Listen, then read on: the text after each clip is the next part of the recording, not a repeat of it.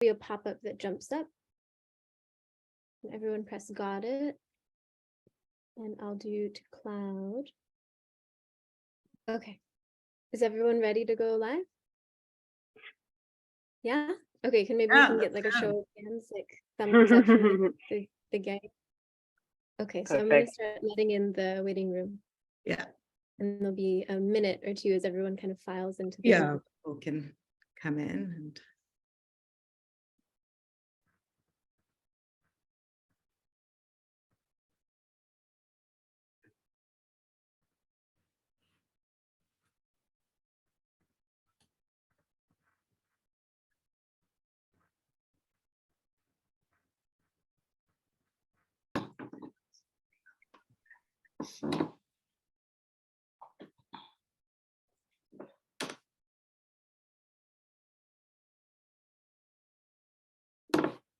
lovely to see everyone. People are still joining.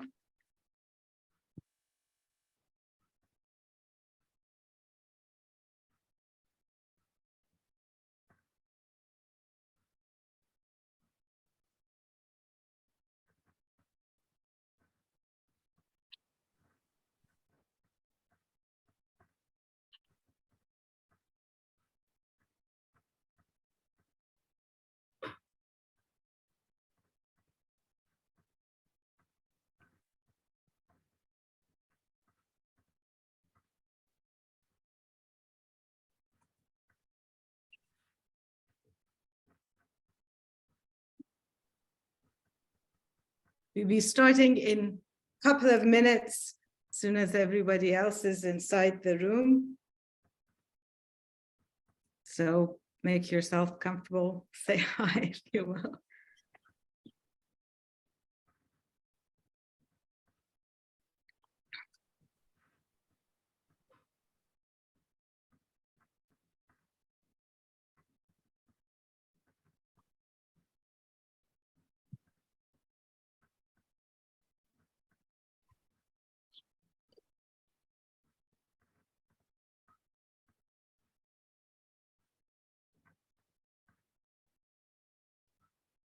Okay, so if we can start and we let people who are coming in between in.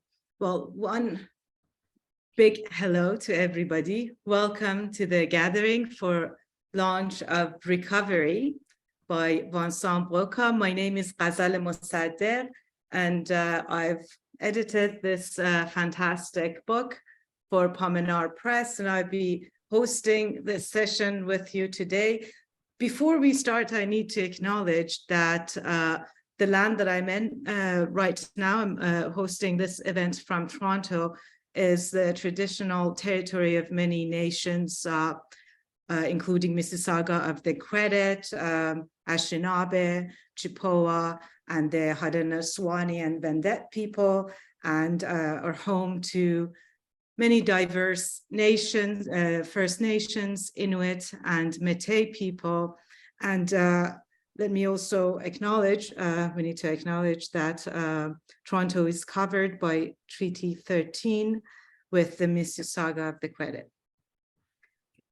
Now, today, we're gonna be hearing from Vincent Broqua and Cole Swensen, who has translated this book. We also will be hearing from a wonderful group of readers who blurbed this book, and you can read their fantastic endorsements inside the book. We will also be hearing from them tonight, Anne Waldman, Charles Bernstein, Erín Moure, Marjorie Welish, Zoë Skoulding, and Portugal. I also need to thank Mine Kaplangi and Malvika Jolly for supporting this event, and the chat. You can write your comments on the chat, by the way. Malvika and Mine will share, and this event today will be recorded, and it will be available online on our YouTube channel for everyone. So soon it will be uploaded. One of us will upload it soon. We have a suggested donation of £5, £5 to £10 for this event. If you like, there will be a link to PayPal and other payment methods, if you like. And again, all of this is going to be on chat. So we hear first, I'm going very fast into the readings because we have many readers and we are very excited to hear from them. We hear first from Vincent Broqua and Cole Swensen collaborating together. Just let me read a short bio by them, and immediately after we hear their piece. Vincent Broqua is a writer and translator. He's a professor at University of Paris 8. He and his heteronyms work with text, video, and narratives as a way of entering the diverse, the special place between the unnamed and the named. In the year 2000, Vincent co-hosted the collective Double Change. You can again, I'm not reading entire bio of Vincent, it's on the chat, but the links are also there if you want to check Double Change or doublechange.org, it's on the chat.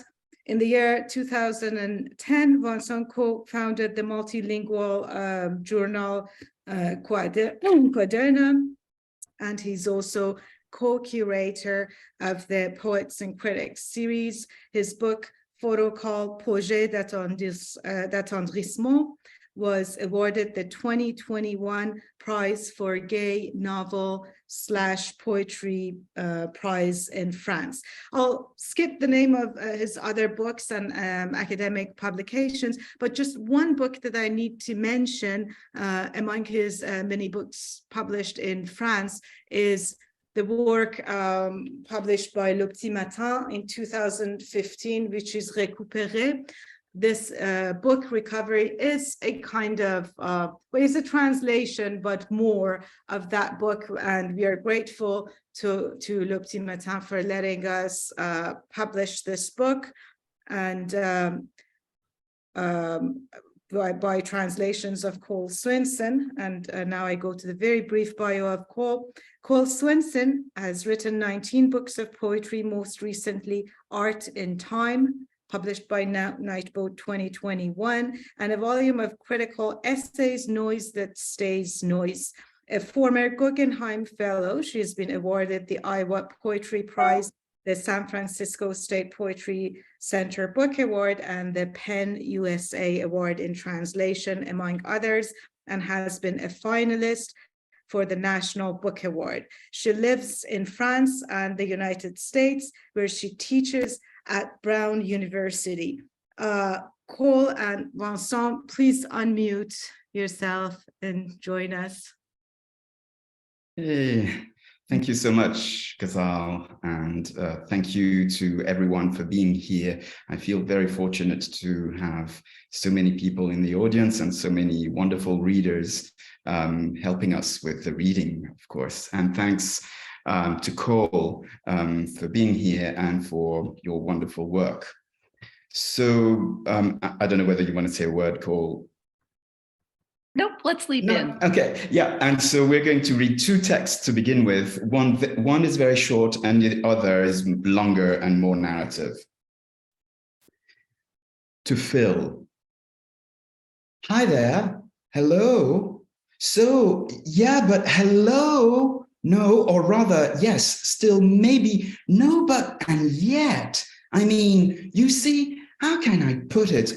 But yes. It's that, for instance, they say, you're kidding. No, but yes, no, you're kidding. You must be joking, huh? Well, get out of here. That's life. What? You're pulling my leg. Get off it. Yeah. But yes already. Oh, finally. Go. Good. And yet, okay, what? That? So no, that's true. Zero. Basta. Spanish translation to follow. Sentences on this foreigner. To speak a language sometimes excludes the language one had spoken this grandmother who had been Spanish, who perhaps still was, didn't say a word. She'd say that she'd understood nothing of such and such a film, but that the scenery and the clothes were fabulous. She spoke a lot, keeping quiet. She didn't speak Spanish, her foreign language, because she was French. She was a seamstress. Her life went by altering and refitting haute couture dresses, cloth, scissors, pins, everywhere, stuck in the cracks between the tiles, up there in her workroom, next to the boys' room, along the street with its passing cars, its cars that sometimes embedded themselves in the wall.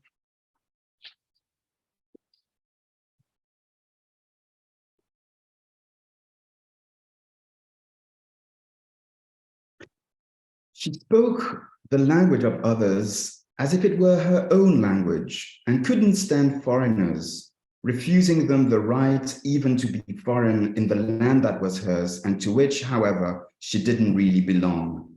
We, at least, we were not we to whom she refused her language.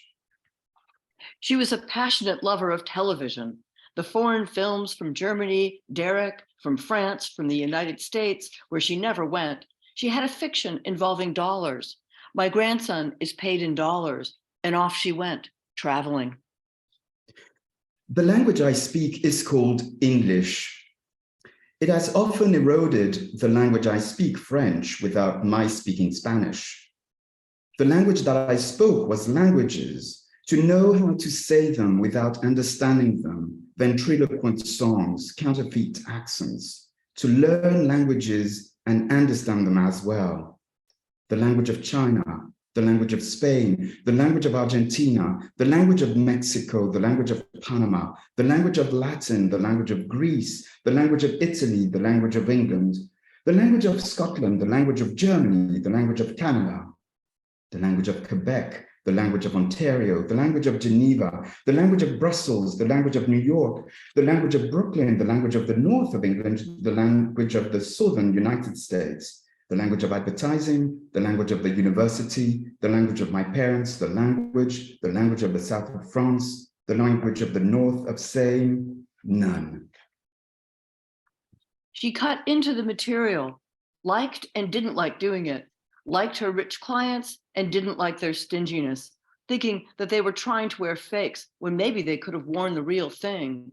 She was always trying to find out if the name of my other grandmother, which is to say the name of my grandfather, was Jewish, and if that was the reason that they had emigrated from Alsace to the Alps and then to end up in this Mediterranean city during the debacle. She tried to find out, always got the same response, but kept on asking the question and not being able to pronounce the other family's name. My grandmother kept quiet too, clearly thinking that there was nothing to say, that it was a French story, a Spanish story too, a story from Eastern Europe that would play out again without anyone's having to tell it. The silence of language, how much one can say nothing. They had both learned languages in order to not make up the one or ones that they spoke but didn't say. Or perhaps at the end of their lives, the other grandmother, in the few minutes that she had left to live, sensing that there was nothing left to do, asked if someone couldn't go get her a lemon sorbet.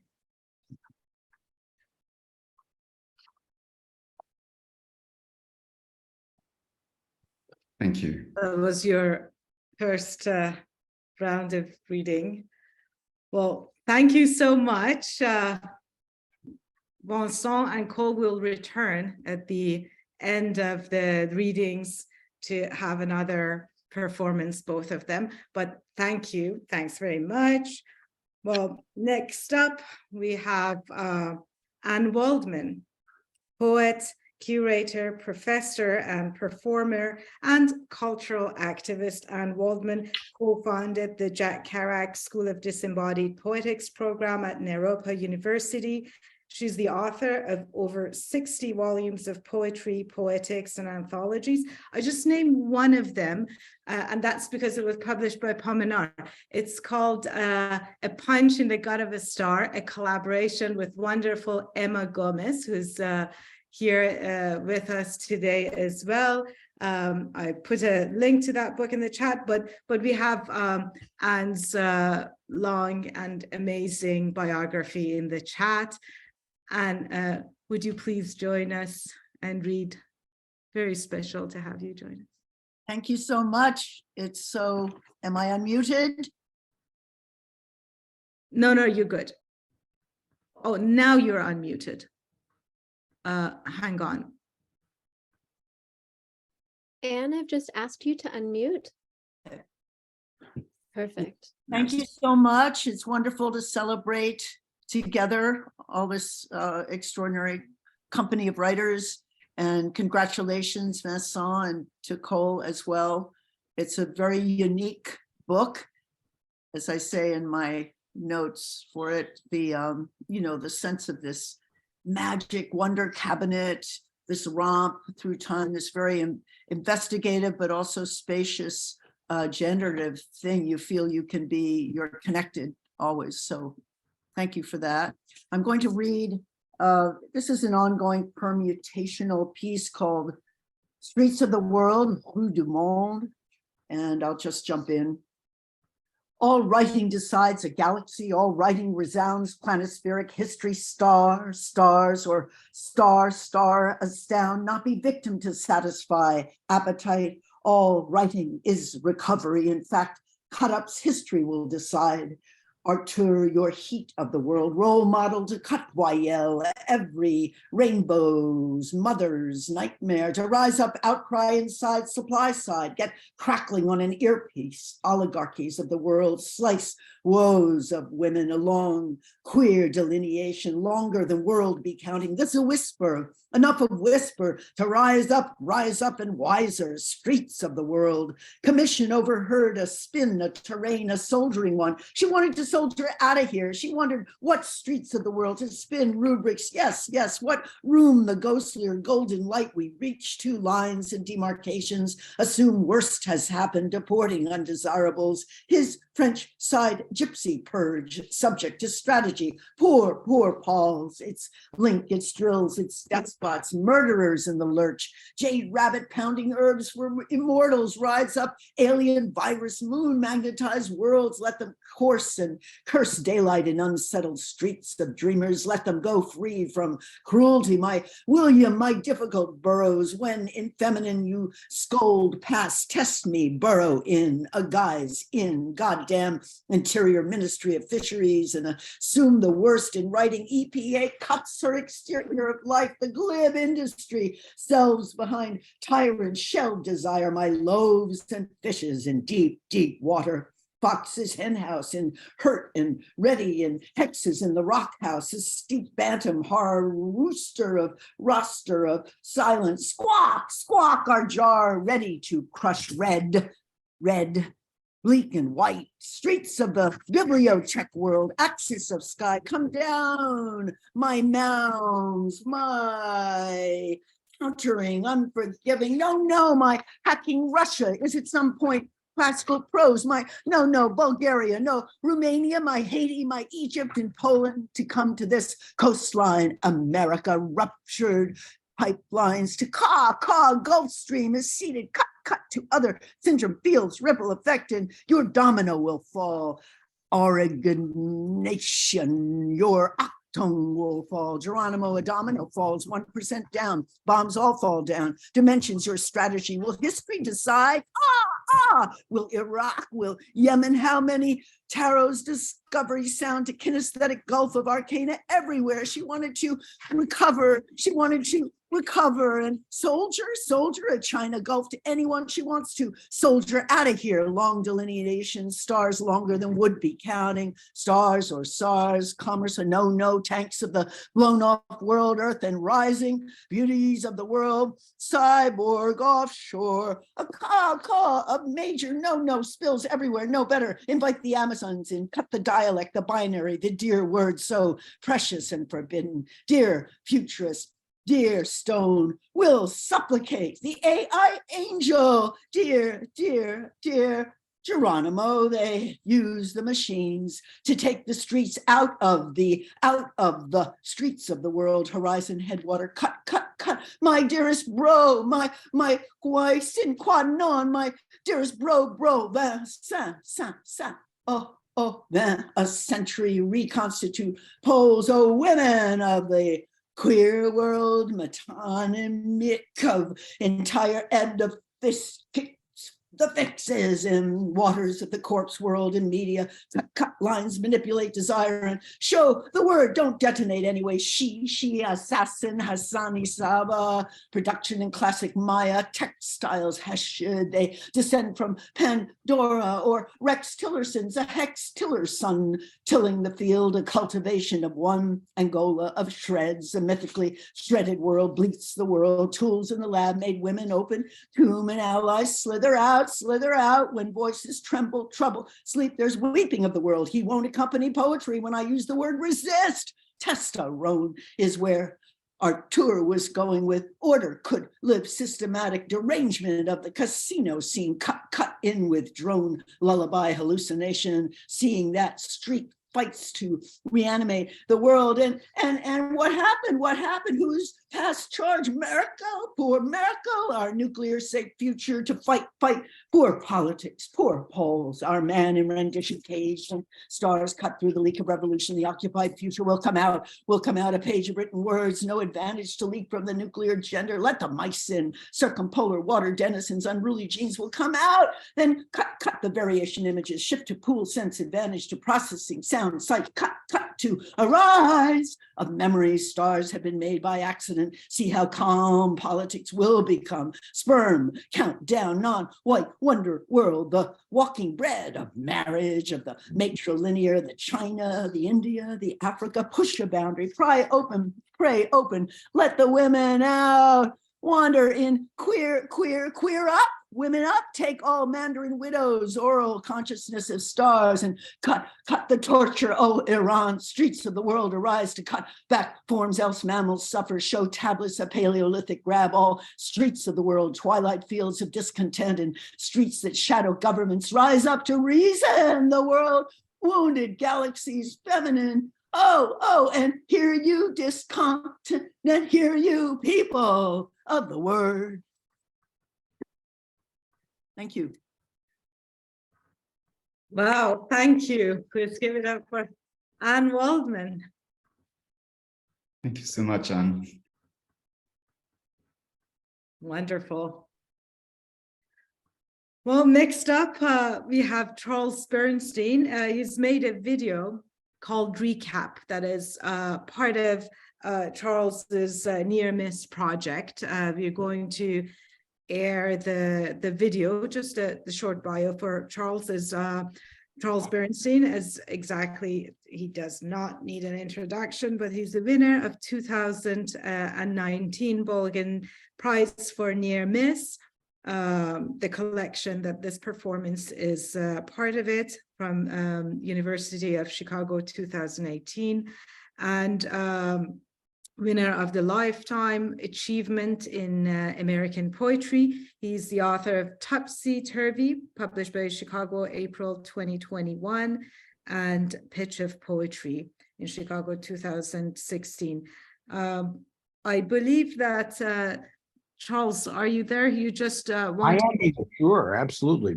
And this, of course, was written in response to Vincent's book that you mentioned, as you'll hear. Okay, thank you. A What's doozy. Up? Impossible. Far Hello? Out. Say what? You there? What a colossal What's waste that? Of time. Say what? Far out. I hear you. I'm out of Surely. Here. Later. You bet. Priceless. Maybe so. Not now. You bet. Maybe so. You there? Later. Not in the slightest. Fine. Out of the park. Maybe not. Not Downer. In the slightest. Not for an abomination. Jeez. Rats.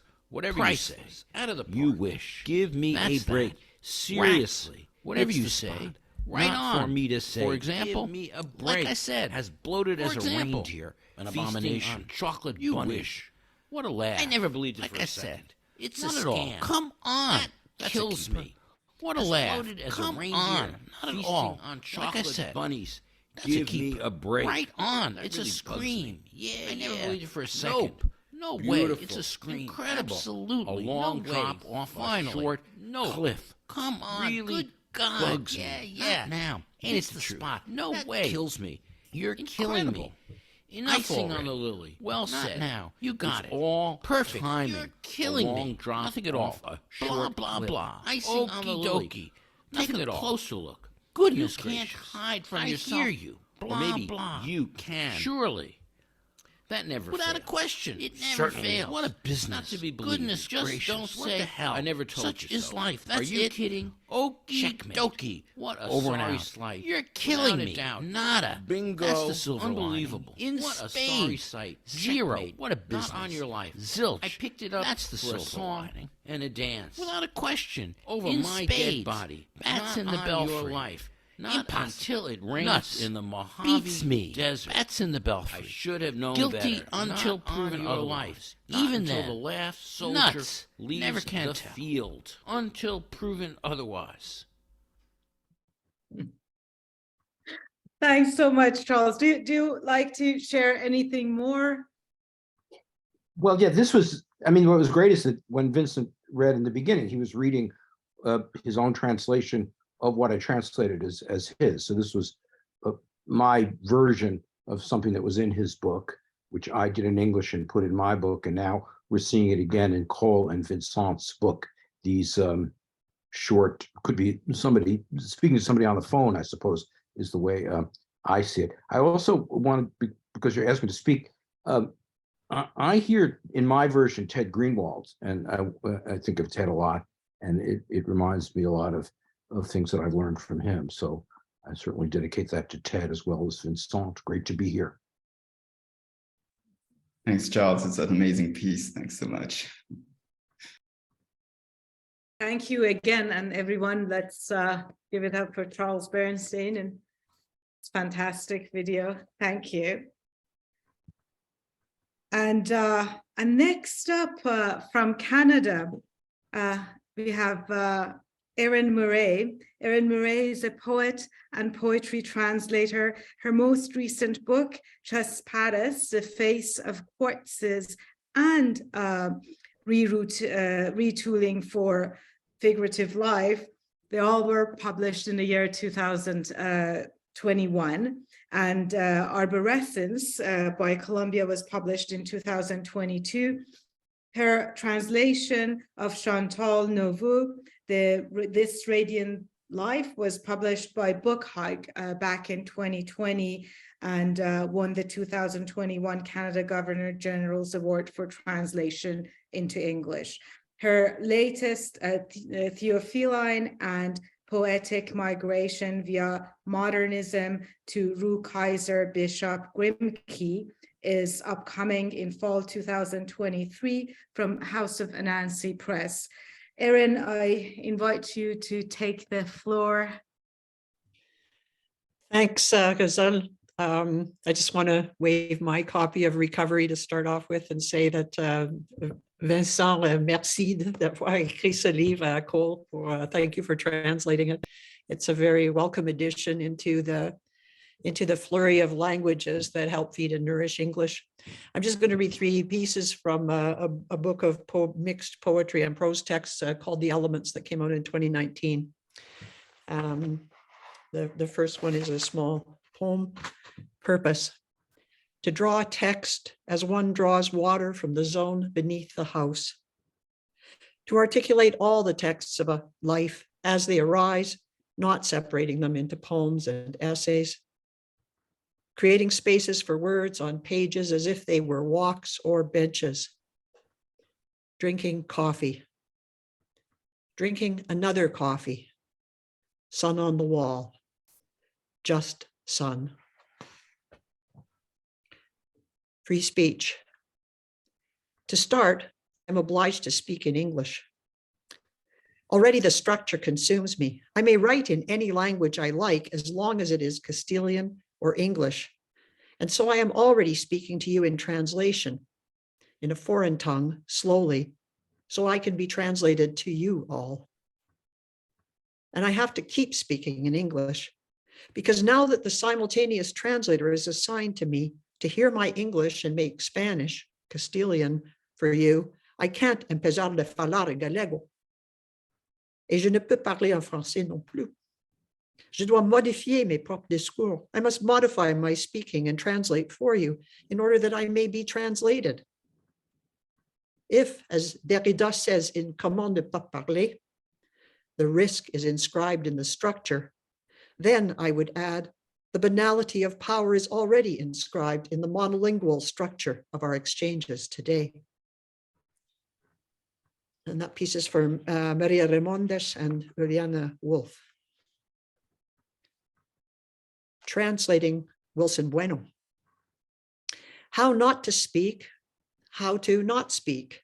This oscillation is missing in the phrase, how to avoid speaking, that is the English title of Derrida's essay. The curious presence of the word avoid in this title of a talk first given in English in Jerusalem. In English, an avoidance, whereas in French, an oscillatory structure is at work. Comment ne pas parler exists along with comment ne pas parler. How can we not speak? How can we not speak? Mm-hmm. Or perhaps in the English, there is a nearly hidden reverberation. How to avoid speaking. How to unvoid it, remove its void, while trying to stay far from what will not ever stay far from us, for it adheres to us, so that we can't just ignore or abandon speech. We must avoid it. In translating Wilson Bueno, there is a reverberatory relation of three languages, Portuguese, Castilian, Guarani, across a colonial border in Western Brazil. I am creating a translation in English with French and Guarani that perhaps no one will read. Something unreadable, unavoidable, unavoidable. And its relation to sea. A river is also the sea, enfolded. The book will succeed even if no one reads it, because it will exist in the structure of English as risk. Paraguayan sea, sea in a country with no shore, but yes, its rivers give unto the sea, lay claim to the sea, and reach inward from sea's exteriority, inscribing the risk directly into the structure. And that's for Odile Cisneros and Valeria Lima, and for Vincent and Cole as well now too. Thank you. Thank you, Erín. Thanks so much, Erín. Wonderful to hear from you. Oh, I muted myself, sorry. Well, next from Wales, we have Zoë Skoulding. Zoë is a poet and literary critic interested in translation, sound, and ecology. She's a professor of poetry and creative writing at Bangor University in Wales.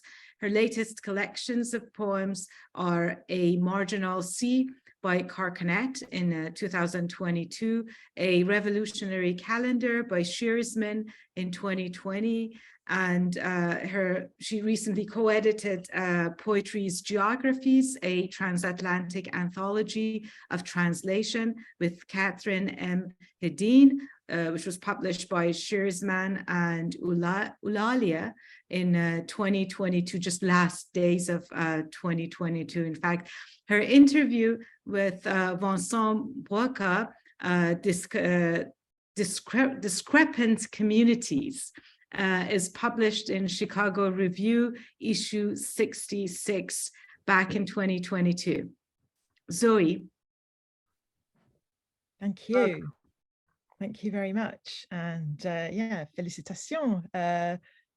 Many congratulations on this wonderful translation. And it's been such a pleasure these last few years to be sort of thinking very much alongside Vincent's work in dialogue with his translation and organizing in lots of ways. And I love the sociality of his writing, the way it draws in all these friends and voices and conversations. And this event really seems like a wonderful continuation of the book.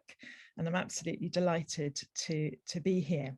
And I'm going to read a little bit from A Marginal Sea, which came out just a couple of months ago, which is a book in which I've been thinking a lot about sort of, I suppose, yeah, the locatedness of languages and thinking through shipping charts and languages and modes of navigation. So I'm going to start off with a bit of that. So the celestial setup. Imagine staring up into an open umbrella you're holding as it pivots after the defeat, after the ruin and the flawed reconstruction. What's left but drawing the body into its own circle, spinning around an axis, not like a small country flailing spikes from its malignant crown, but in star clusters, islands breaking into archipelagos. By this, I mean network of events or love moving on the epidermis, a crackle on a hand in the small distance unraveling in tenses between your past and my future, performing a horizontal music in relation to the touch of breath, or the edge of this poem falling into space, where every revolution is still happening in your skin. When does holding out your hand become a question? Which way to the center, and how will I know when I get there, when the city is both a practice of scars and a pattern of what's in the air, in other words, in song, an accumulation of detail invisible until you're dead. For now, we wander slowly about the star sphere in a discontinuity that exists as aperture to defer the sound of an ending, not to stop there, just look, don't look at the sun. And next, I'm going to read a maritime vocabulary. It's taken from an international shipping vocabulary, which has English, French, Spanish, and Portuguese terms for all sorts of things. So kind of, yeah, multilingual thinking of the sea. A maritime vocabulary. What travessia, trip, travessia, trajet, traverses the wreck, naufragio, naufragio, naufrage, of language underwater, glimpsed through bones and rafters. Whose is this zone, zona, zone, zona, where I am passenger and cargo, and the anchor is a weight, peso, peso, poids, and nothing floats freely, not even the cargo of words, while the names of the dead are still sinking. The self, mesmo, mismo, soi, all at sea, mar, mar, mer, no more than a murmur, in the hold, poreao, bodega, cal. There may be dates, dental instruments, detergent, drafting paper, dye stuff, or solvents, spark plugs, spectacles, staplers, sunflower seeds. That is to say, it's a mixed vessel, navio mixto, navire mixed, carrying too much weight. Say vessel, that is my speech. Say mouth, boca, width, anchura, largeur. Say open sea. And finish off with the reflection on the current medium we're in. New memory. Well, if you're talking about metaphor, blah, blah, blah. Okay, so the idea being, I don't want, yeah, and I'm just going to go back and look at that. Oh no, I think we're frozen. Yes, so I have it. Yeah. I've lost you. I can't hear properly. Yeah, it's me. This is probably that. I think this is, let's give it a minute. It says I have a new memory. Yeah, this. Right, that's better. You're back. I always think it's crucial, the expression one got frozen into, you know, so I was thinking about what falls from the mouth. I mean, in the sense of gravity or accident, or just what's holding it all up. Thank you very much. Thank you so much, Zoe. Thank you, Zoe. Thank you. It's lovely to hear from you. Next, we have Marjorie Welish. She's an author of several books of poetry. Pardon me? Oh, sorry, I thought, Vincent, I thought you said something, I think. Yes, Marjorie Welish, author of several books of poetry, limited edition artist books, and books of art criticism. Her most recent book of poetry is a complex sentence, published in 2022. Her book of art criticism is Signifying Art Is, Essays on Art Since 1960, was published by Cambridge University Press. I invite you to read more about Marjorie's fantastic biography online, but right now I invite her to read, and then we will have her later for an informal Q&A and chat that hopefully we all stick around for that. Welcome, Marjorie. Thank you. And this is already a significant collective, if I may say so.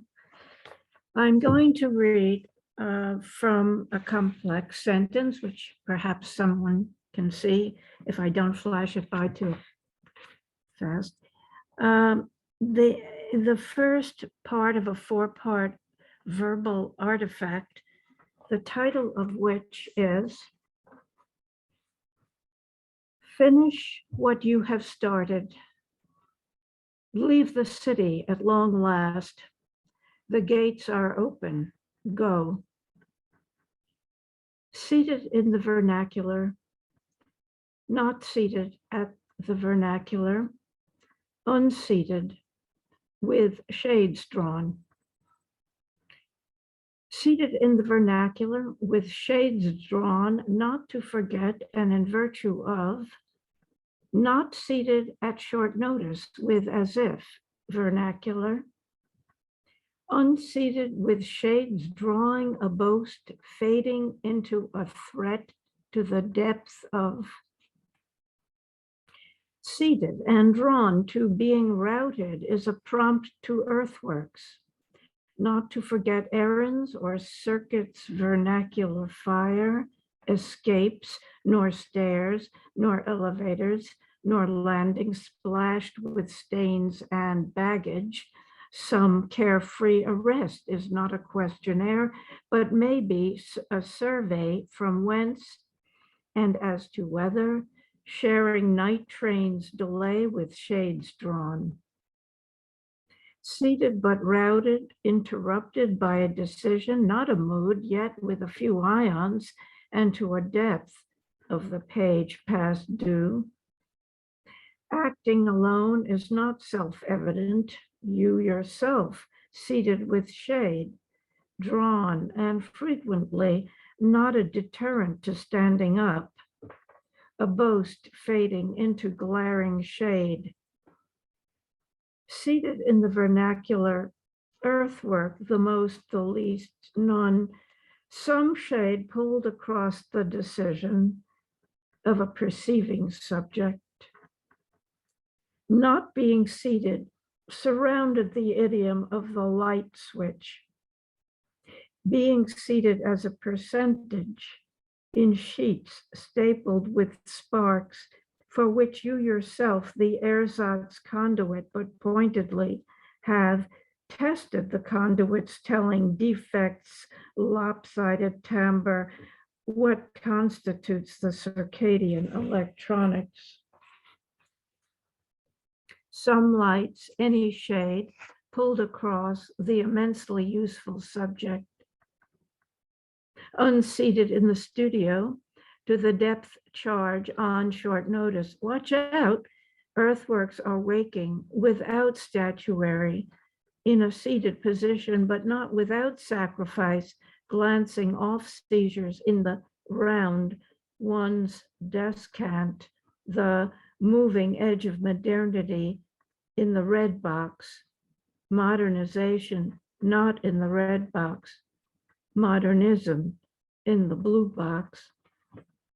Not seated at short notice with shades, pleased as if unseated with undersaturated shades drawn down, a boast fading into the threat to the depth of being seated as a percentage in sheets stapled with sparks for which you yourself, the ersatz conduit, but pointedly.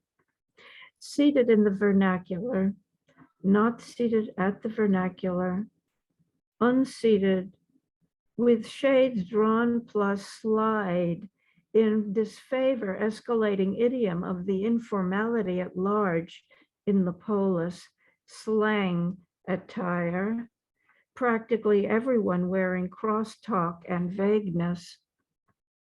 Unsated in the studio to the depth charge on short notice. Watch out upon waking without statuary in a seated position and without reliquary surrounded and memorial, a prompt to colloquial earthworks, not to forge errands, circuits to be interpreted by a decision not in the mood for intelligence, answerable until no more. Acting alone is not self-evident. You yourself, seated by the fire in Descartes' dressing gown, with shades drawn and frequently not a deterrent to standing up.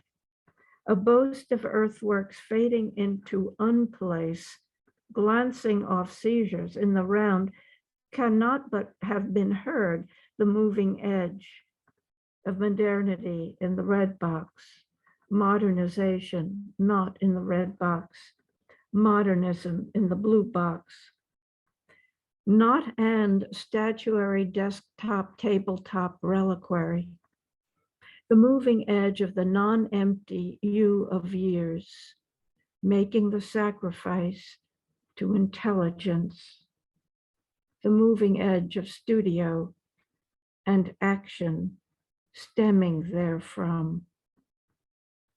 A boast fading into glaring forfeit surrounded the idiom of the light switch, being seated as a percentage to benevolence of averages stapled with sparks for which you yourself, the ersatz conduit, but pointedly have tested the conduits telling defects, lopsided timbre, what constitutes the circadian electronics. Seated and surrounded studio hands, exactly so, provided that motet blended as if. The moving edge of the non-empty you of years, making the sacrifice to intelligence. The moving edge of studio and action stemming therefrom. At short notice, we settled just behind the sunrise in a rest, otherwise seized, stunned, handed over, therefore unseated.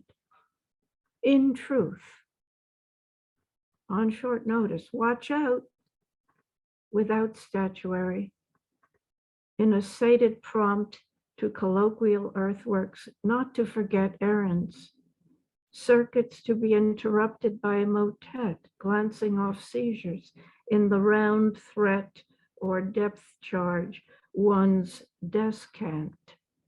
The moving edge of modernity in the red and not seated. without motet glancing off seizures in the round modernity, the vernacular seated, not seated. In the round, we the vernacular, seated, not seated, not seated. Thank you. Thank you Thanks. so much, Marjorie. Thanks so much, Marjorie. Thank you. Wow. And next, we have the magical and most flirtatious Anne Portugal reading. Anne Portugal is a poet and translator.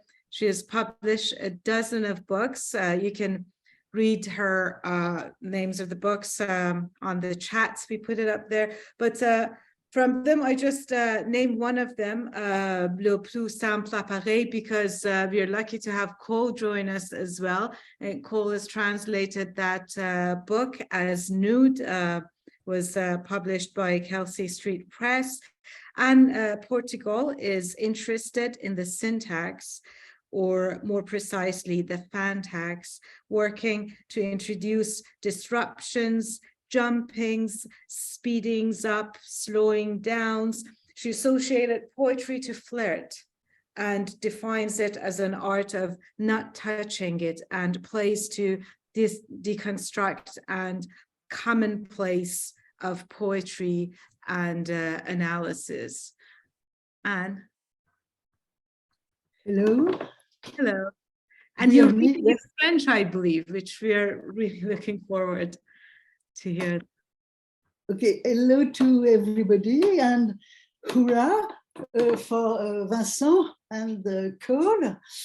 I'm very pleased to be with everybody and listen to you, really. I apologize to read in French, but perhaps I can steal a few minutes from Vincent and his book.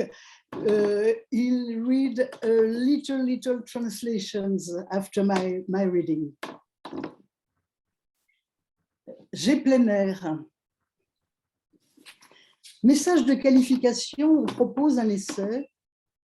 Ça vous dirait d'être éblouissant, écrit en lettres de lumière.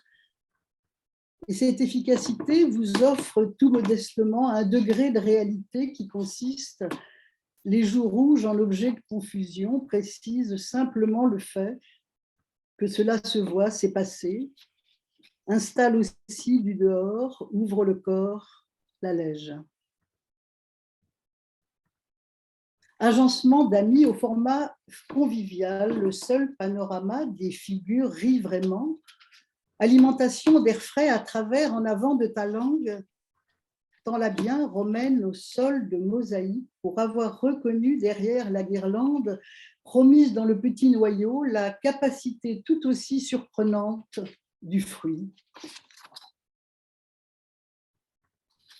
Aussi bien que Frisbee pousse à goûter sur le marché spontané et compagnie, le bleu de la loyauté, le geste d'écart exaspérant la vie terrestre, le bleu en vedette, outre le bleu d'huile demi-deuil.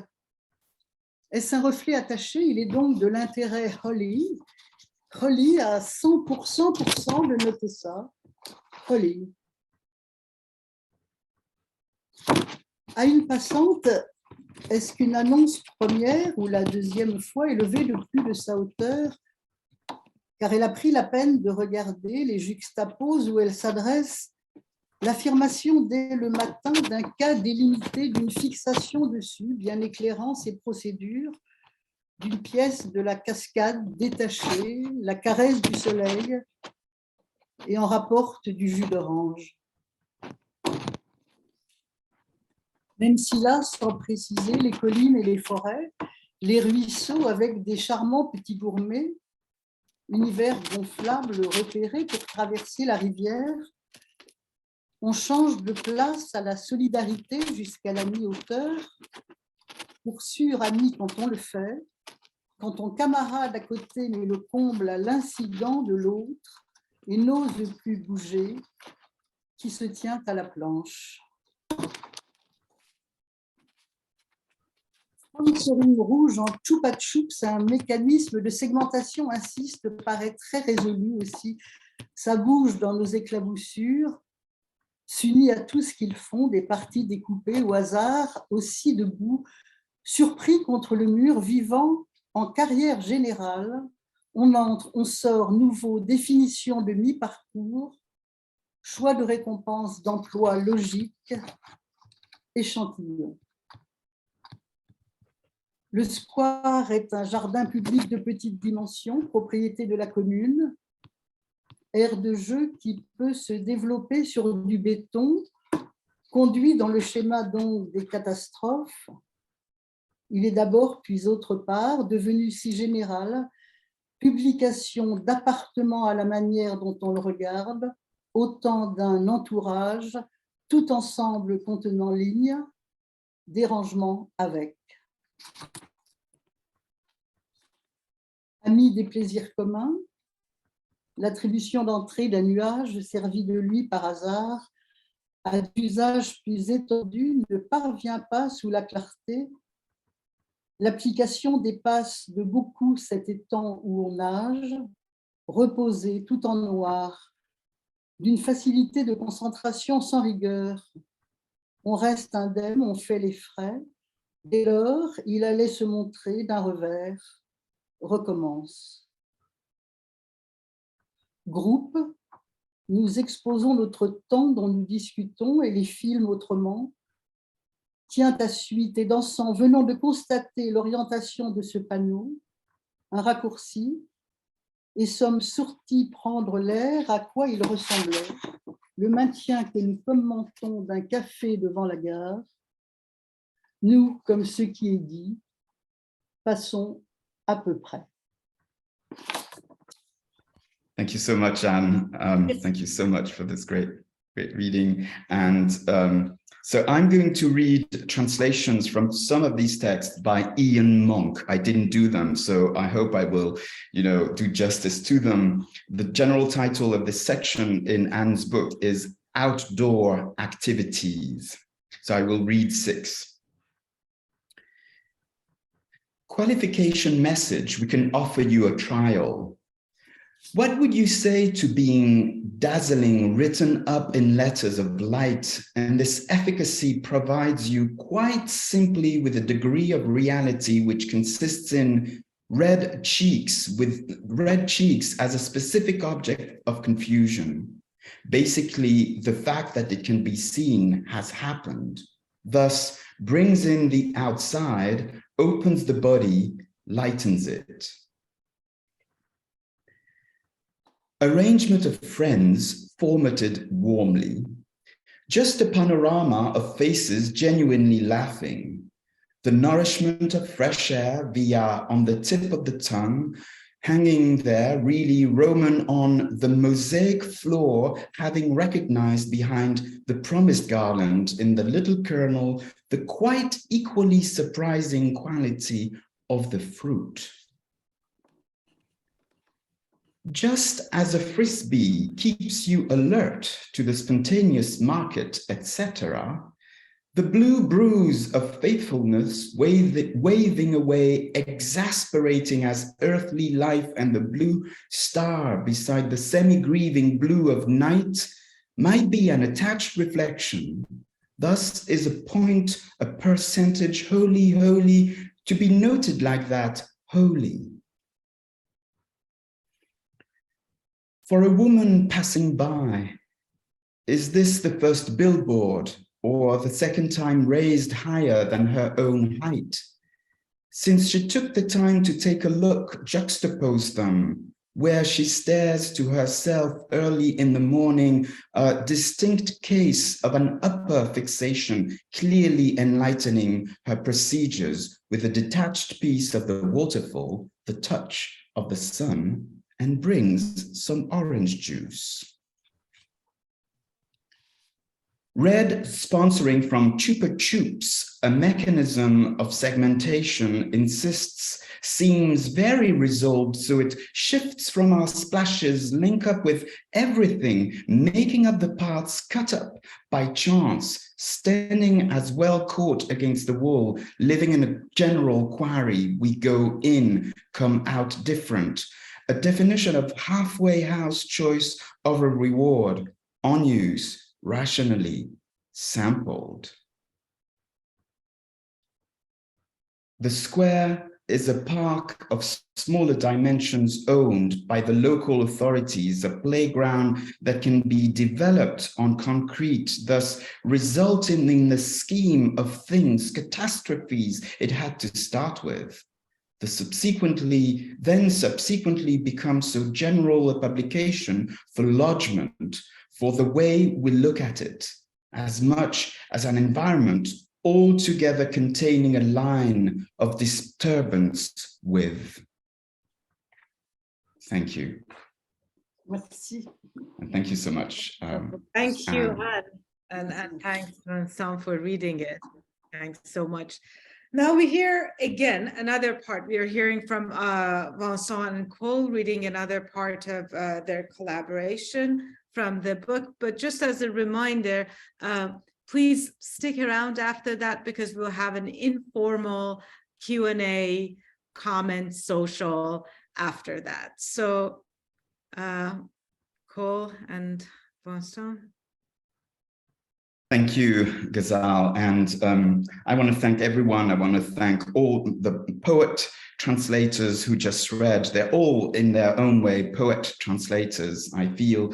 And I'm so fortunate and honored to have had you read and be present for this reading. I also want to thank Hamed, who cannot be here today, but he is the designer of this wonderful book. I mean, he designed it, so that's why it's wonderful. And he did such a great job. It was just great to work with him at Paminar. And of course, I want to thank the whole Paminar team, and particularly Ghazal Mozadek, who is the force behind Paminar and in front of Paminar, very much so.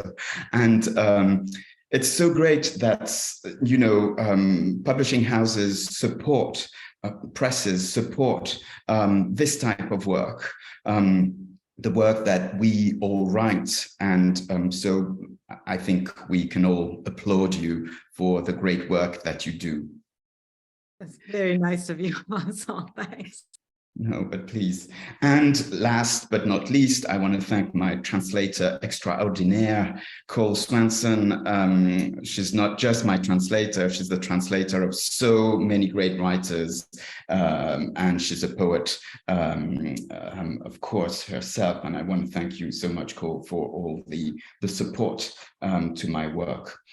Just a few words about the book. The book, as you said, Ghazal, was published as Récupéré. And Cole and I adapted it to its new context. It was published in 2015, so we readapted to its new context. And for example, the title is Récupérer, it then became Recover, and suddenly it became Recovery.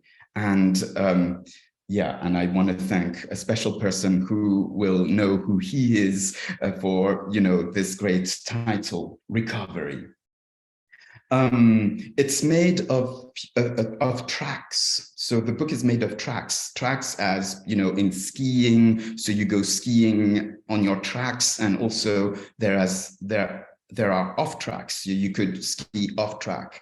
And so as in skiing, as in mixing, like DJing, and also as in walking, you walk on tracks. And so the reader is free to mix those tracks, to pick, you know, bits and pieces from the book and read as they like.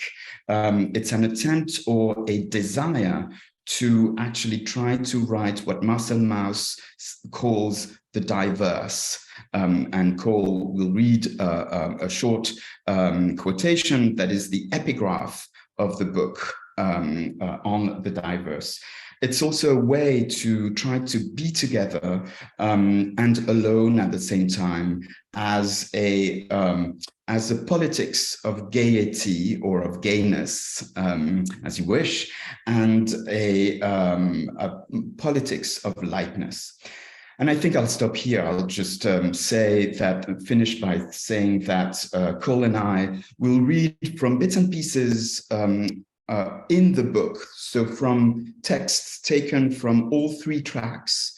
And the track that we are taking is one that has to do with screens. So in the book, there are texts that deal with screens. So of course, we're online. We could not resist the pleasure of, reading about screens. I don't know whether, Cole, you want to add anything to that? Just thank you. I'm going to underscore the thank you to Pamela Press and to Khazal for all the great work and for the beautiful book that resulted in it. So thanks so much for that. And for putting this together. It was really nice to be here today. And I'll just leap right into that Marcel Mauss quote. Advances in the natural sciences are always made in the direction of the concrete and in the direction of the unknown. And the unknown is always found at the frontiers of the sciences, where professors are, as Gert put it, always fighting among themselves. I say fighting, though Gert wasn't quite so polite. It's generally in these contested spaces that the urgent problems lie. Furthermore, these wildernesses are marked. In the natural sciences, such as they exist, we often find misleading labels. There's always a moment when a science of solid facts, not yet reduced to concepts, not even organically organized, is stamped with the hallmark of ignorance, diverse. That's where the work is to be done. Marcel Mauss. Track B.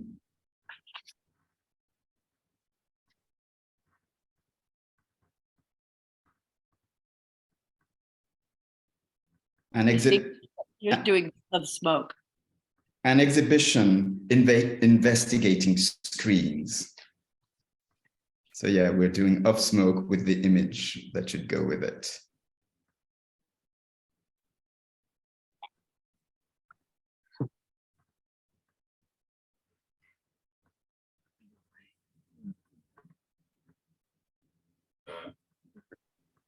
Of Smoke. If I write a phrase that everyone can understand, such as smoke screen, if I read it, if I say it, do I also practice it? Do I see the screen of smoke there, or does it remain figurative language? White. Globe 1. A white of constellations that we have to imagine as scintillating, and blue, the rule of the spheres, certainly goes back further than any cosmological map.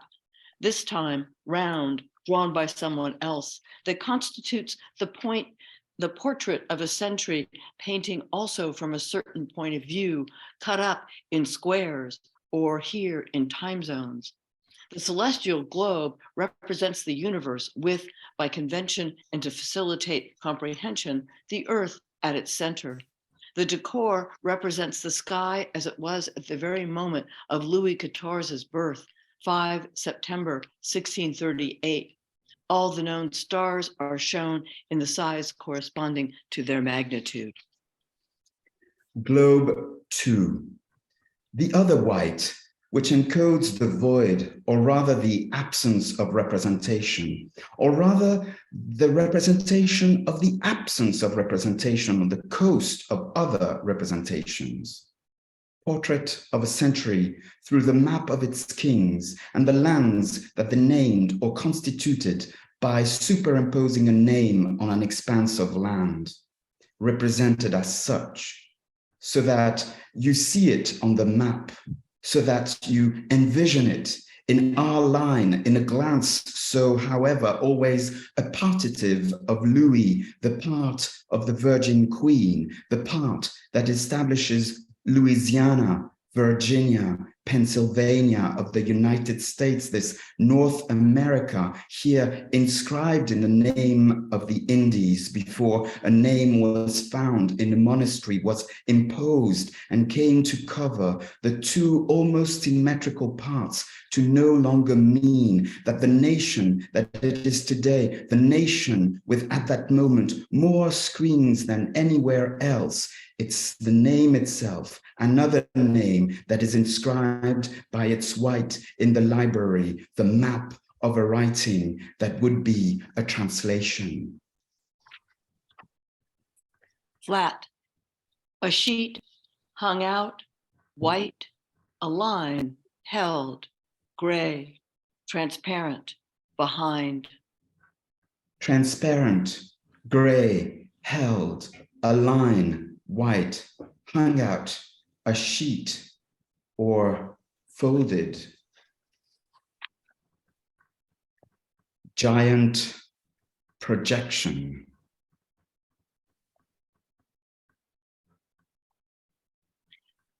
Open the screen. To be seen in secret is to be in the position of this drawing.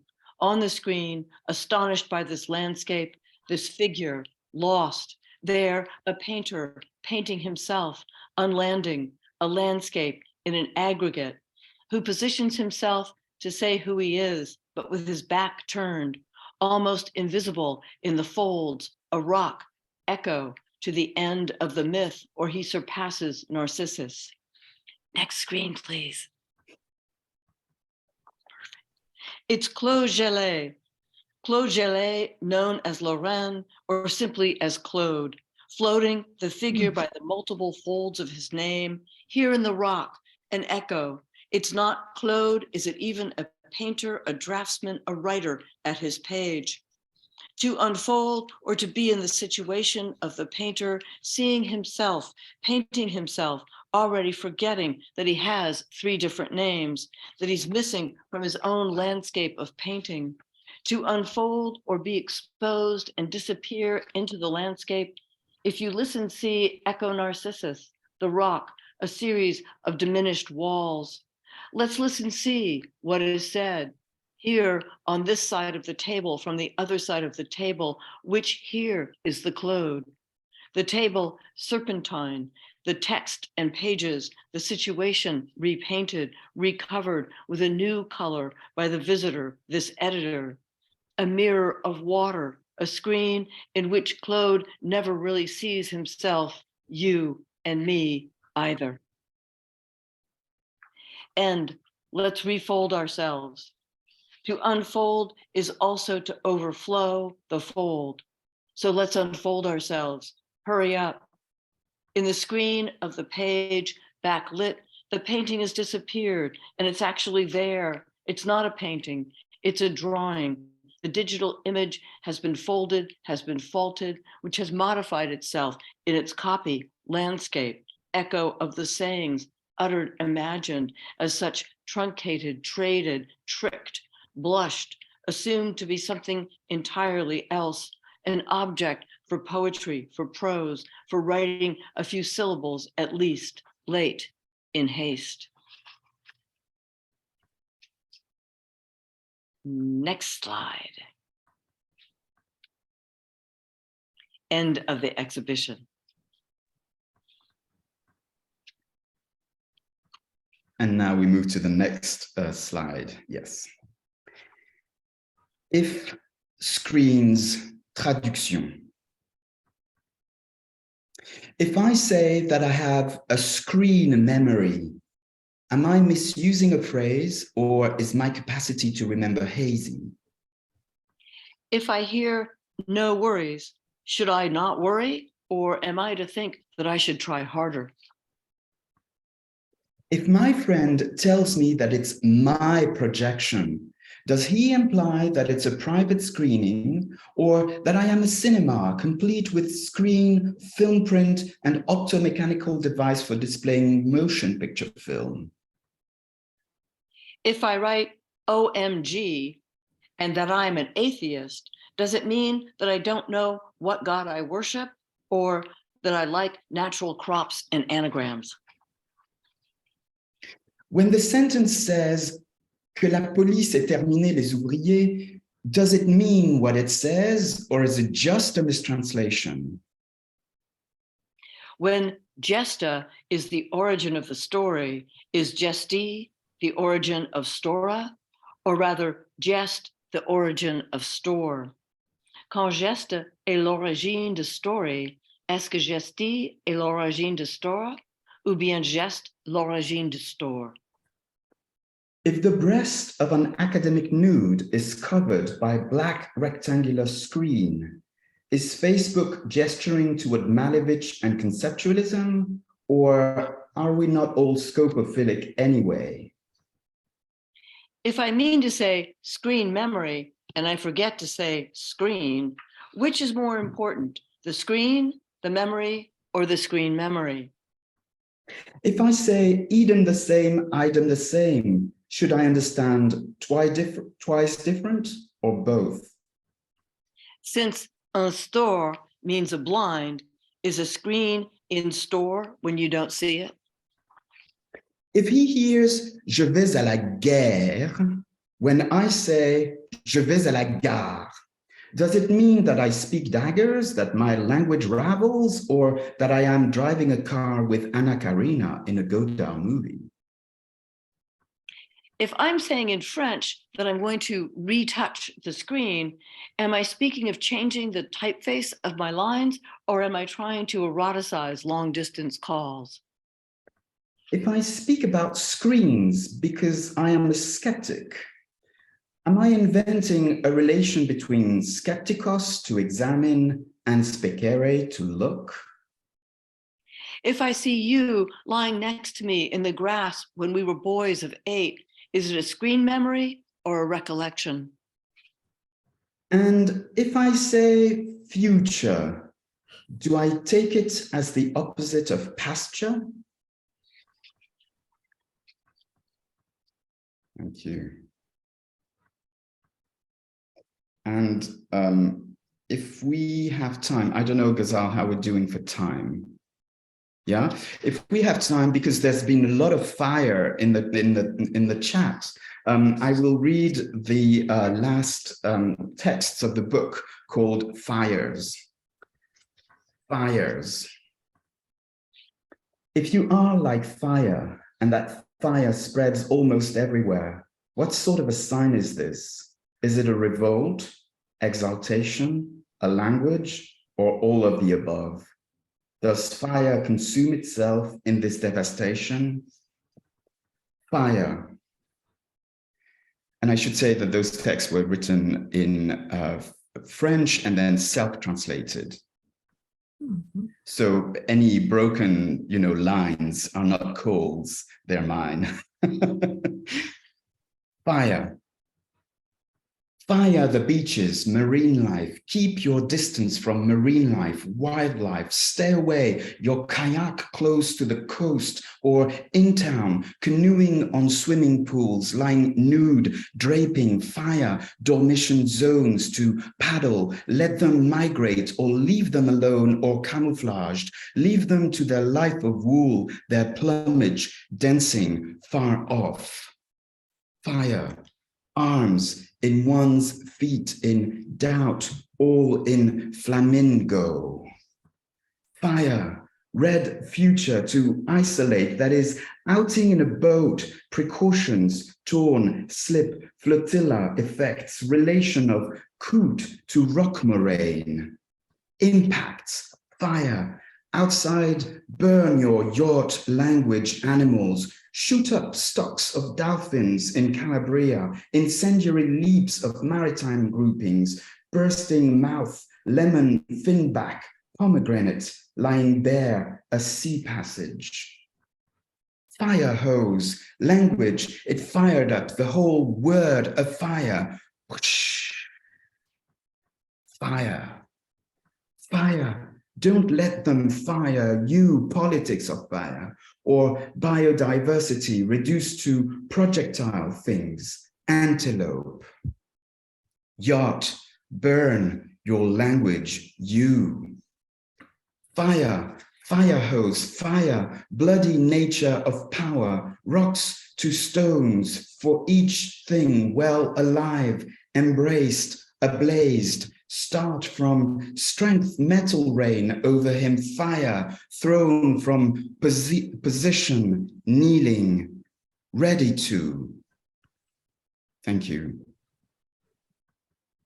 Thank you, fantastic. And now we can have our, friendly, informal Q&A comments and social part of the event. But before that, because like all parties, people might leave at the social part. Let me just thank our readers tonight: Vincent Broqua, Paul Swensen and Waldman, and Portugal, Marjorie Welish, Zoë Skoulding, Charles Bernstein, and as well as you who joined us. Thank you very much for this fantastic gathering.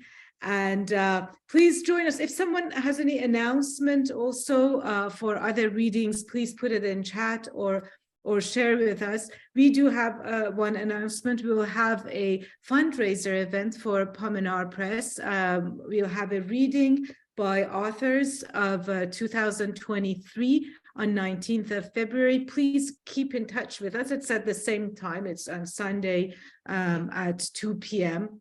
This is the best time for us because everyone will join from around the world. So Sunday afternoon would be a good time, or in the evening. So we'll let you know about that fundraiser on February 19th with some of the readers that are confirmed is Safo Fathi, Ellen Dillon, Fran Locke, Khashayar Mohammadi, and Lainey Brown.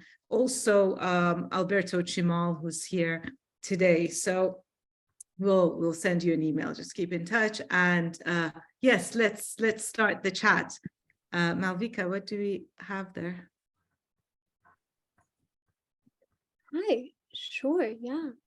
So the two questions, I'll just drop them in the chat for you. We have one from Rachel Levitsky and one from Patrick Durgan, and both have requested they be read on their behalf. Okay, well, could you read them if you have them? Sure, yeah. So our first question comes from the wonderful comrade Rachel Levitsky, and it's a question really for, I think, the entire panel of readers and performers. She said she's curious about this inventive concept, or this conception of the book that keeps mutating, aggregating, changing from the position of, or the perspective of, an author, editor, or a publisher, and of course, a translator. And this reminds me a little bit of the book that we launched just 2 weeks ago, David Grundy's Present Continuous, which also has this kind of like quality of mutation, aggregation, change, transformation. So Rachel actually had to leave, but I'd love to pass that question over to you. Perhaps Vincent first. Thank you. Thank you, Rachel, for a great question. You're no longer here, but hello. And my love. Yeah, so most of my books are built like that, meaning that you can enter, at any point. There are ways to maybe, maybe it's a hallucination on my part, but there are ways to make the books maybe more readable or unreadable, by being unreadable maybe, so that you can, pick and choose, you can read anywhere you want, you can enter anywhere you want. And at the same time, there are so many tracks that if you read, from the end of the book back to the beginning of the book, you will certainly find tracks and find your way again into this book. So it's a way, of course, this book was composed by Hamed, so that it has a shape, it's an object in the world, but at the same time, you can reshape it. The reader may reshape it as they want and as they wish. such is my, desire and my projection. If I say projection, is that a projection or, so, but yeah, and it's also a way for me to try to think about what would it mean to write a book where you would form a community of texts that stand alone and together at the same time. So what would that mean? And of course, I'm not the only one doing that, but it seems to me that it's a way to think about community in a way that I like. That's my sort of sense of what a community should be. And I'll just add the idea that as soon as the text then gets published, that creates another community. And then when it gets translated and another publisher gets involved, it has a way of extending this network in a way that's not determinate. It reminds me of Vincent's conception of these tracks. These are different ways that the book gets remade. And in this case, it was really interesting because Ghazal and Vincent wrote some text together, and Vincent added extra text. And so it was a very fluid, and also there were a couple of things in the original Récupéré that didn't seem to work so well in English. And so the idea that the book gets remade, reconstructed, constantly constructing principle. It was a real pleasure to work with too. Yeah, also there was a sense of in situ, sort of trying to make the book in situ, so sort of true to its new, true to its new, publication space that Pamina is. And so we started working on a collaboration with Ghazal, and then of course we said, well, and I said, well, it has to be in the book, I'm sorry. But and then Ghazal said, of course, let's do that. And I'm so happy that it is in the book. There are other parts that have grown, other parts that have shrunk. And we left some essays in French. I mean, yeah, a lot has happened in the book since, it was translated by Cole and then readapted by Hamed. And yeah, if I may add about, you can explain it better about you and Hamed's collaboration, but I believe at some point you just decided to go with different fonts for each chapter. And well, that does not happen in the original French, but it's just the fonts are completely different as well for each chapter. Yeah, and I feel that they're readable, which was not the case in the French.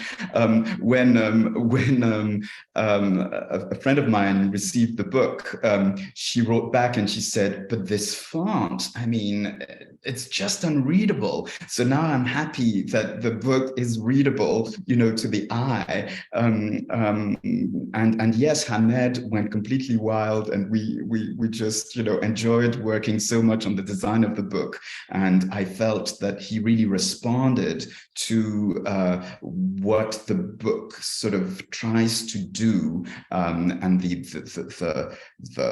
queer thing that it does, or that it attempts. Yeah, absolutely. Thank you. If we can move to the last to the next question. So our next question comes from Patrick Durgan, also in the chat. And Patrick, hello. And this is a particularly saucy question.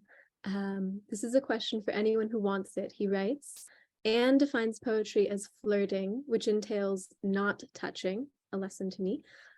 Kevin Killian once defined poetry as similar to pornography. You know it when you see it. And I added, but not when you touch it. Nevertheless, everyone here seems to have had their hands on Vincent's language. Everyone is involved. So my question is, what are the limits of touching? And would we know it if we saw it? For example, without Charles's dedication to Vincent, I would have taken it to be something Charles wrote, not a translation or an elaboration from Vincent's work. Is translating touching, where writing one's own poem is more like seeing? Is the distance bridged by translation necessarily respected in order to write? Quite a meaty question.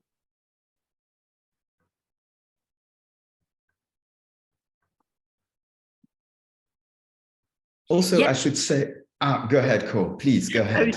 I'm done. Yes. No, but I should say that in Anne's text, not touching it is a translation of the French ne pas y toucher.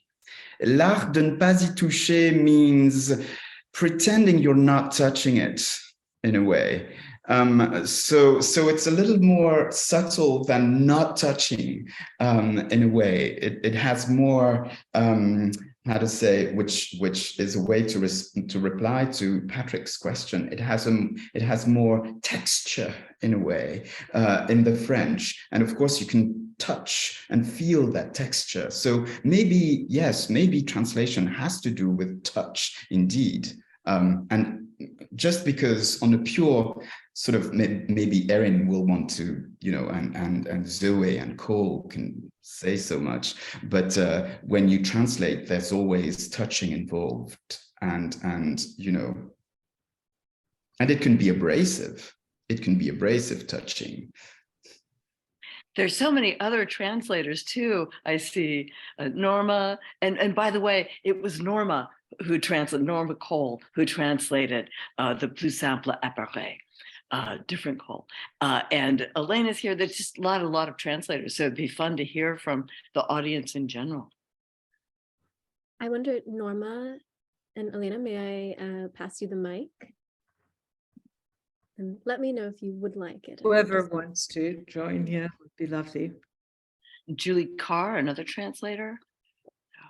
Oh, another announcement, we'll have a reading by Julie in London in April, but I'll send all of you an email. Hi, Julie. Hi, thanks. Okay, I guess we're doing that then. Good. Yeah. I'll make sure. Nice to see everybody. Good to see you. So yes, if someone, I wonder if we could extend this question in a spirit of touching, if we could pass it to the hand of a few more of our readers, because I feel like it's such a juicy, seductive question, this question of like translation and touch. great And idea. change. And I'm a little curious, like Erín, Zoe, Charles with the beautiful like auditory, oral, and visual circus of pleasures. I'd like to hear a little bit more. Yes. Take it away. Yeah, no, I think, well, it's a very very wonderful question, and yeah, there's a lot in the idea of touching and you know, being touched in various ways, or being moved also by a text that one translates, but also maybe in that area of kind of flirting, touching, not touching, something about transgression. And so I'm thinking too about Johannes Göransson's transgressive circulation. And so, yeah, really fascinating book about translation, but about the kind of movements that happen in translation, and the kind of sort of, yeah, the disturbance then of between bodies and foreign bodies, and those kinds of movement. I mean, his work is, yeah, particularly interesting, kind of thinking through of maybe some of those questions. And yeah, and I suppose also with with this particular work of translation in recovery, I'm thinking about the space in which it's happened, which is, in a way, it's there's a French poetry, and it's sort of, but also passing back and forth across the Atlantic in Cole's movements. And so there's not just the kind of the intimate space of touching, but also these kind of, yeah, big circulations and movements, and also reflected in that space that we're in now. Yeah. It's it's worth acknowledging double change, or I always like to say double change or double change, because Vincent Olivier Bossard and Abigail Lang have been the hosts for so many translations and have engaged transatlantically, also with the UK involved, but just thinking of the American. This is why I had in mind for my comment on the book that Vincent becomes an American poet with this, which of course is meant to be funny, but also I think it's true. And I think that I couldn't have imagined this Zoom event when I was just reading the book, but I think it brings it into case that we're talking about a kind of non-national English, which Zoe would be involved with too, which I think a lot of us, have wanted to see. And it's great that Vincent, based in Paris, could really do the great work of the moment for what this non-national English would be, and also English, American poetry, English language poetry by people who are not native speakers of English. Now, of course, Cole is the translator of that, but I think she participates in that collaboratively with Vincent. My own earlier version of what was later translated in this book, which I only did a small segment of, it's much, much longer, but it would have been 20 minutes to read straight the whole thing, is an example of the kind of transformation and exchange that I felt to translate the conceptual frame of what the work was, not literally just what the language is, but you have to really understand what the play is, what's going on. And then you can elaborate on it and do something similar in your own language, since that particular set of vernacular acts really has to be specific to the language. That's such a beautiful set of thoughts, Charles. And I am so moved by this idea of like a non-native English as the correct, not correct, but maybe most natural. Well, I think it's the horizon for the world Yeah. I want to be in, is a Can you say that non-national again? language that is most strongly presented by second language speakers of English. I had to write that down. I know you don't mean in particular all of the people in this reading and myself and Ghazal, but we're going to take it personally as you're speaking specifically to us. And I want to also ask, who would you like to pass the mic to? I feel like there were comments on the chat. I'm not receiving them all, Vika. Well, we can also drop this Well, question. yeah, you can just unmute and talk, anyone who wants to join. So okay, so I can open the security settings to do that. And we can invite everyone to turn on their mics. Right now people can't do it themselves. Yeah, okay. Yeah, here you go. We're in a free Zoom, and I also want to pass the mic then to Julie Carr, who had some beautiful thoughts in the chat, which we might all learn from. Julie, take it away. No, I was just referencing a couple of things. Well, of course, the work of Caroline Bergvall in all of this, right? And that fluidity and movement between languages and that sense of, the tongue. And also Lisa Robertson's essay in Nilling, reading, I forget the title of this essay, but pornography is in the title of the essay and reading is in the title of the essay.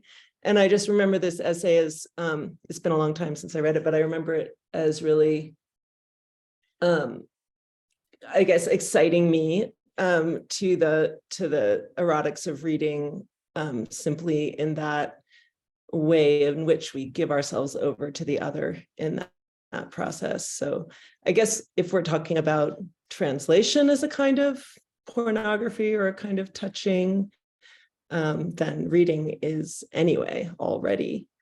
Yeah, so that's probably all I wanted to say. Thanks. I'd love to hear, I'm just looking in the chat, from the person the Zoom user who's a typographer and letterpress printer, because I think that's a really interesting, it's so directly physically tactile, and I'd love to hear a little bit more if that's possible. Hi, Cole.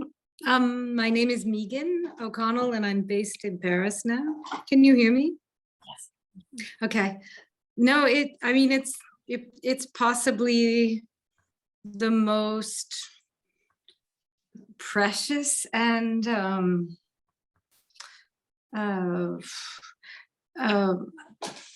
delicate thing to perform. It is to letter by letter decide on an appropriate form and to reproduce it just with the hand, and a press that doesn't rely on electricity. It's powered by the kinesis of the body, and yeah, it's just a huge privilege, and can be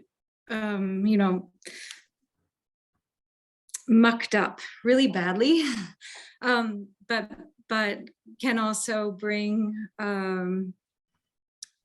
make things much more understandable when they're held in the hand and disseminated. I don't know. Great, thank you. Yeah, thanks for asking.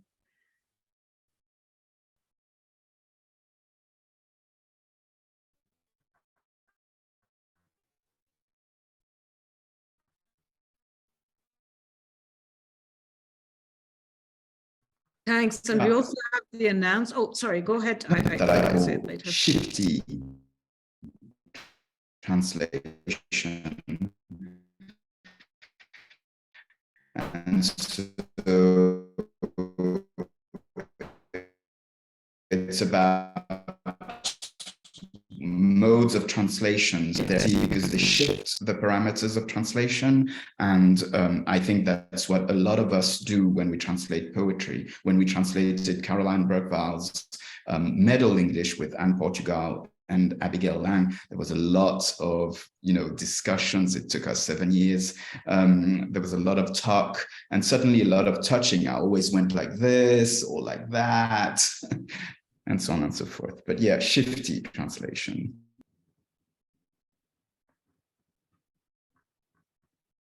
Wonderful. Just wanted to mention the announcement from Anne Waldman's message in the chat that for anyone in New York that they want to go to the reading from on February 2nd at the Algonquin Hotel on 59th West and 44th Street.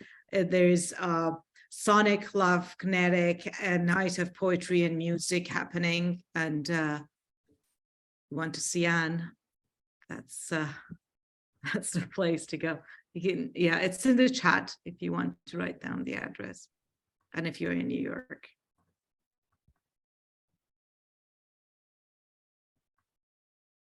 Also sometimes performing translation in poetry. I'm thinking of Anne, whose work I've translated, and we co-perform the work, and she's very generous with the performance, and she will sort of guide you with subtle gestures and subtle rhythms into reading the work. And there's a lot of overlapping of touching even sometimes, but it's how this type of performance of translation may work and may transform into a performative event in itself, an event that it's not just the reading of a translation or the reading of the so-called original work, but something that is something other, that is a third space where the translation and the work just meet and touch each other, and sometimes don't, and sometimes do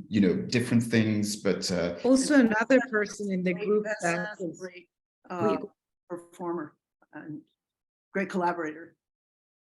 I think we have a question coming in from Jennifer Scapatoni, who is a dancer and a choreographer and a wonderful performer. Jennifer, do you want to take the mic?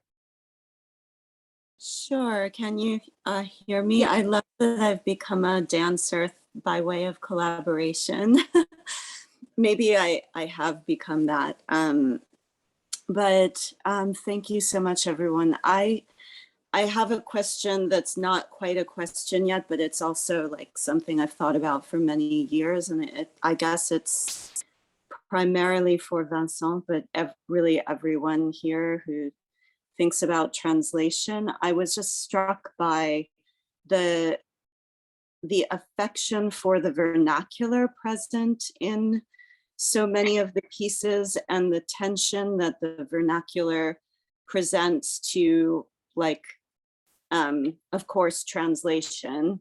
Like, those of us who translate are always really hard pressed to get the very local into another, imagined geography that is another linguistic system. So I guess I was just wondering what it was like to heave vernaculars across linguistic national lines. Like, this event sort of represents some kind of transnational vernacular, which feels really rooted on the one hand, but is absolutely crossing, like, these geopolitical boundaries that usually define language systems. Does that make sense as a question? It's like something I've thought about for the last dozen years while writing a book about translingualism. So I hope it's not too gnarly. I'd love to hear more of your own thoughts too. I mean, it does, the vernacular is something that almost by definition is extremely translation resistant, if it isn't, impossible. And you're having thought about it obviously very deeply. I'd love to hear some more about what your thoughts are. Well, I could just say for a second, because, I feel like I need to read the book, Vincent's book, to be able to speak to it more in this context. But yeah, I guess I started out madly translating Amelia Rosselli, who was very, who cherished the work of Pier Paolo Pasolini and his work, not just on the vernacular, but also on dialects and, the popular culture, by which I mean like working class proletariat culture. And yet she didn't have a mother tongue, or she considered herself not to have a mother tongue. So there was this affection for the local and the vernacular, but also this absolute detachment from geopolitical constraint, not really by not having chosen that, but by virtue of being born into a family of refugees from fascist Italy and fascist Europe. So that's where my interest in the whole thing, I think, began. Like, I was propelled into it, but there are so many people here in this Zoom space that have thought about that. Thanks, Cole.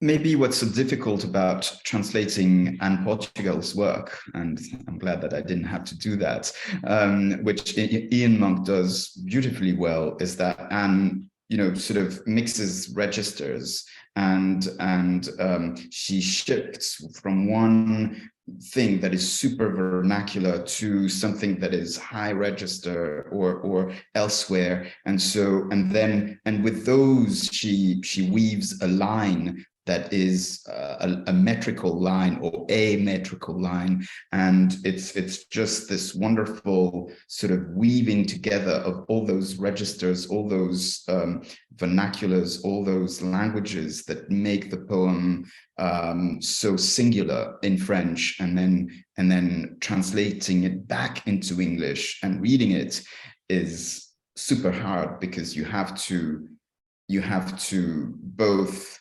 somehow pay justice to all the registers, but at the same time it's very seamless, so you never know exactly where to stop, where to begin, where to continue. And yeah, it's I'm not answering Jennifer's question because I can't, but no, I'm very much shifting it to the side. By the way, I have to say the chat that I wrote for everyone, I only meant to send to Malvika, promising her that I will wrap it up at the hour mark. So sorry, everyone, if you read it. But but if you read it, you know that I'm just wrapping it up in few minutes. So We do have one more question. Absolutely, yes. Ms. Wellman? Please go ahead. Yeah. You're muted. Wilmot, you can turn on your microphone now.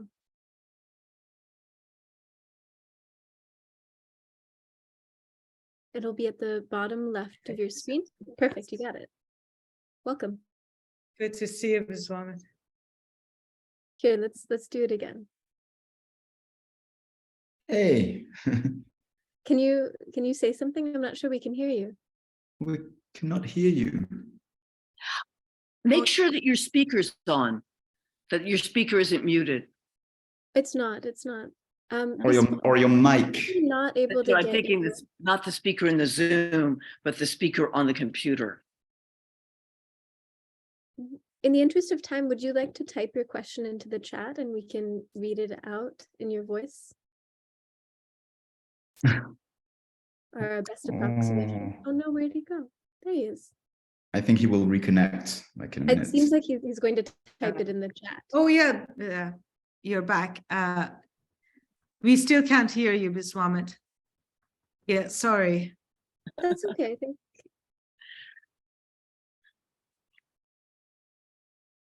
Would you like to type your question in the chat and then we're also curious. Okay, that seems like maybe a technical oversight. Yeah, unless there are any other questions burning in the hearts and minds. Well, then let us. Thank you once again. Thank you, Cole and Vincent, for such great work, and thanks to everyone for joining us and staying till now. Again, a recording of the session is going to be online, so stay tuned. It's going to be on Pominar's YouTube channel. And once more, thanks to everyone. Thank you so much, everyone, and thank you, Ghazal. Wonderful readings. It's really, what a lineup. Fantastic. Yeah. Fantastic. Thanks. Thanks so much. Well, yes, thank you. Bye, everybody. Bye, everyone. Great Have a seeing beautiful rest of Bye. your Sunday. Bye. Thank you.